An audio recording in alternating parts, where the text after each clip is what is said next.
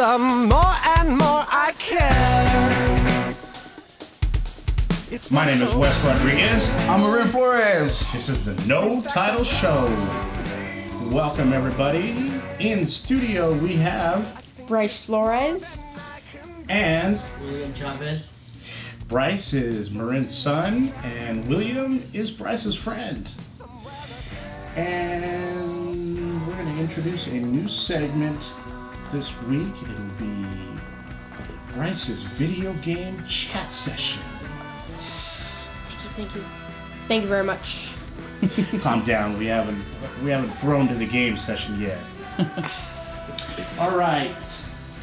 Today, folks, I'd like to let you know something that happened to me that frustrates the living hell out of me. I got jury duty in the mail. Oh my God, not jury duty. You know what the unfortunate thing about jury duty is? I'm 35 years old. I've never been summoned. Really? In 35 years? Wow. Somebody lied to me when I was like 17 or 18 and told me if you never register to vote, they'll never summons you. So I've been running on that one, and the fact that I really don't like politics, I don't want to get involved with it. I feel like in order to have an opinion and express yourself in the world of politics, you need to educate yourself. You need to, a line of education in your life, in the knowledge of politics in order to express your opinion. We have too many people out there that are voting. Right. They don't know shit about the shit they're voting on. Right. That's affecting the outcome. That's what's wrong with politics. I'm guilty of that. When we walk into the Walmart or something, and they'll go, "Would you like to vote?" I go, "I'm a convicted felon." "Oh, never mind. Forget it." That's all right. That's okay. Keep going. Get whatever you're gonna get. But you ain't lying. You're right. I'm not lying. So what were you convicted for? Many things, man. Let's just say break the story on my heaviest conviction. I was arrested at 19 for GTA, possession of a firearm with no serial numbers on it. So on the car? On the firearm. The pistol. So automatically it's assumed that it was used in a murder. And I had about $3,200 worth of heroin in the vehicle. And what happened was I was actually selling back then. I was dealing. I was doing my thing. And did you get the distribution charge? Yeah.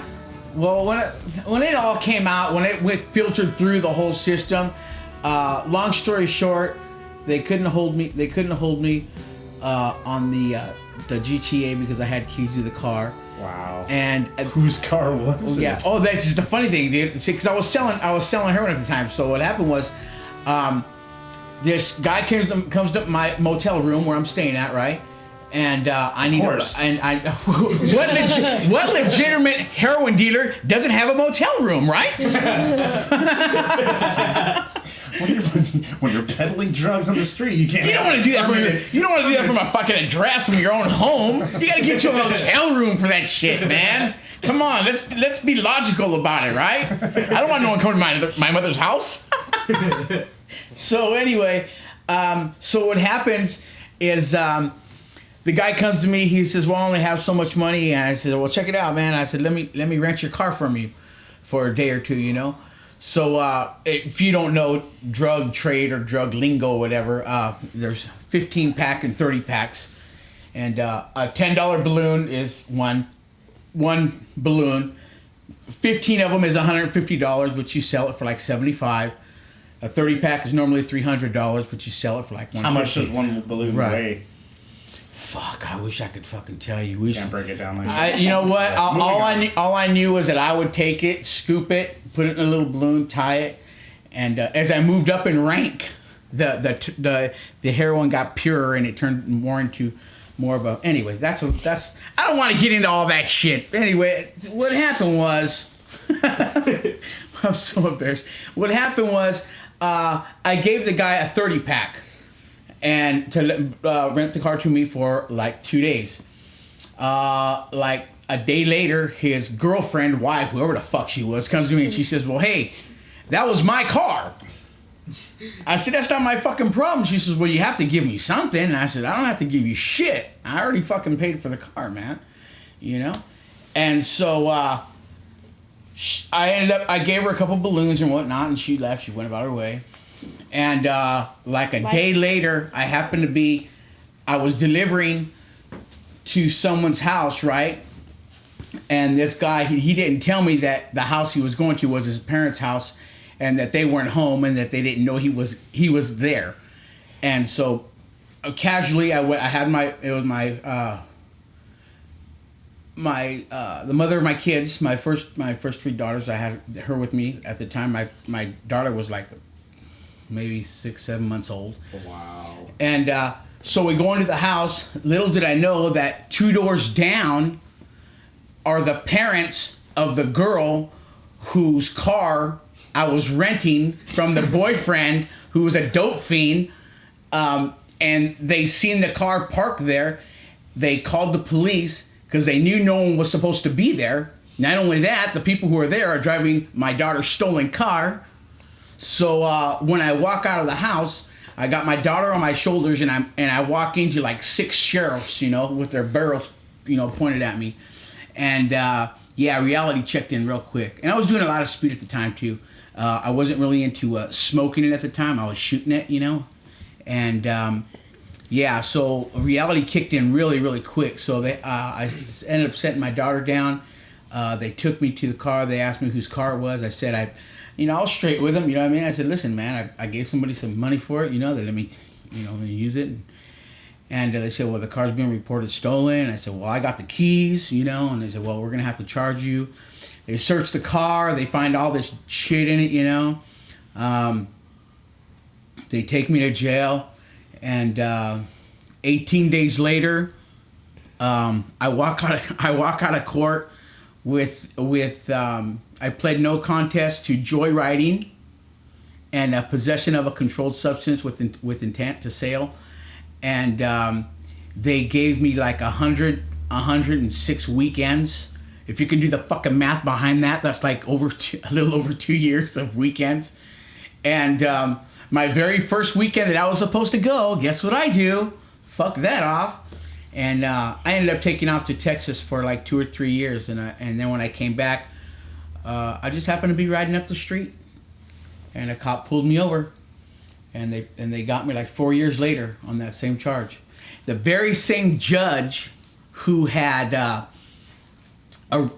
convicted me the first time, he asked me straight out. He says, "So where you been, Mr. Flores?" And I was cocky, I'm 23. He gives yeah, I've been here and there, And he goes, "Well, you're here now. You're staying here." And I did on that charge alone. I think I did like 8 months. 8 months out of a year. Wow. And so 8 months for a GTA. Yeah.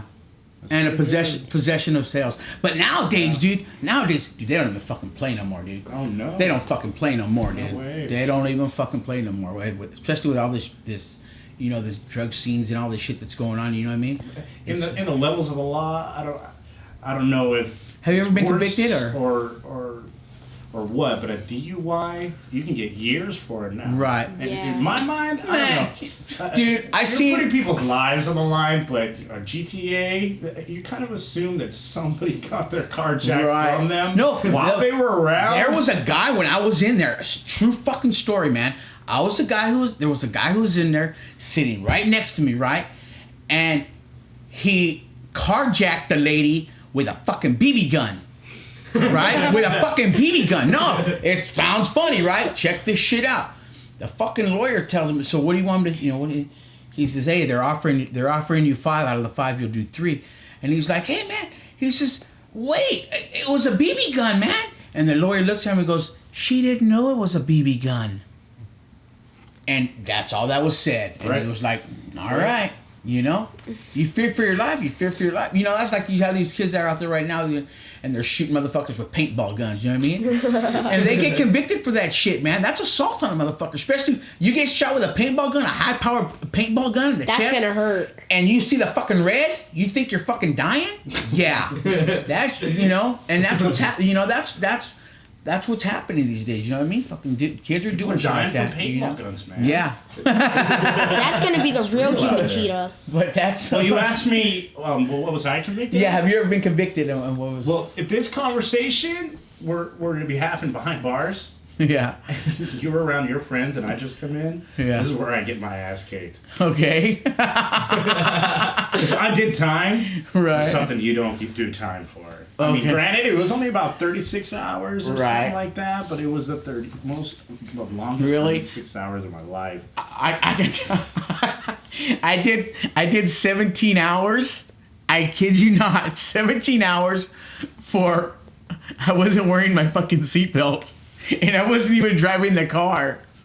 $170 ticket, and they wanted me to pay it. I said I can't pay it. I'm unable to pay it. He says, well, what do you want to do? I said, you can take me to jail. He says, okay, you can turn yourself in next week on the 14th. Like, well, I could turn myself in tomorrow if you want, being a smart ass. And the next day, right when I went there, I was the very first motherfucker he called. He kept me there till 1 o'clock, man, cuffed behind the fucking, that little chair there in front of the bench. Yeah. Had me sitting there. I went there. I got shipped to West Valley, and like by midnight, dude, I was out. Dude. And that took care of my whole case. I was people were like, "What are you in for?" I'm like, I'm just doing my time, man. I don't want to talk about it." I was embarrassed. I was so embarrassed, dude. Yeah. It's like that's like when they say, "What are you?" For me, it was, I think, my third OR, and if you don't know what OR, that's on recognizance, right. And that pretty much means that the police officer that is citing you has the option to take you to jail. Right. But he's calling into his chief to ask if he can give or get permission to let the person receiving the ticket or the charge, let them go out on the streets with the expectation of them coming to court. For all you newbies out there, this is a very, very informative show also, just so you know. A lot of people don't know that shit, man. A lot of people don't know that shit. I'm just saying. So, after my third OR, I get taken to jail. Now, mind you, my OR... What were you thinking during the first two? Let me finish. Let me start from the beginning. The first time that I get charged, it was me and my ex-girlfriend. I wasn't living at home. I was staying with some friends. We were driving around just looking for a place to get high. We found what seemed to be like one of those back roads right behind like a park. And an apartment building. One of those back roads. Where it seems like there's not going to be any traffic. Right. So, and there wasn't. There was like almost no cars parked on the street. The only light you see is your fucking lighter. Which means if you're parked there, there's no traffic up there, nobody else parked up there, anybody driving up there gets to see just one lone car. Right. So, if there's any life in that car, it'll grab their attention. Which it did to the sheriff. Oh. So we're smoking a joint, and my ex puts it out and drops it on the floorboard. Instead of like chucking it out the window or mashing it up into the ashtray, she puts it out and just drops it on the floorboard. The cop pulls us out, searches the car, finds a joint, and I immediately cop to it. It wasn't my weed. I'm pretty sure it wasn't my weed. I think it was hers, but I copped to it because I didn't want her. I mean, she had a job at the time. She was staying with her parents. Right. If anybody... A real man takes the rap for the woman. Well, I wouldn't say a real man, but I'm the loser in this situation. A loser can't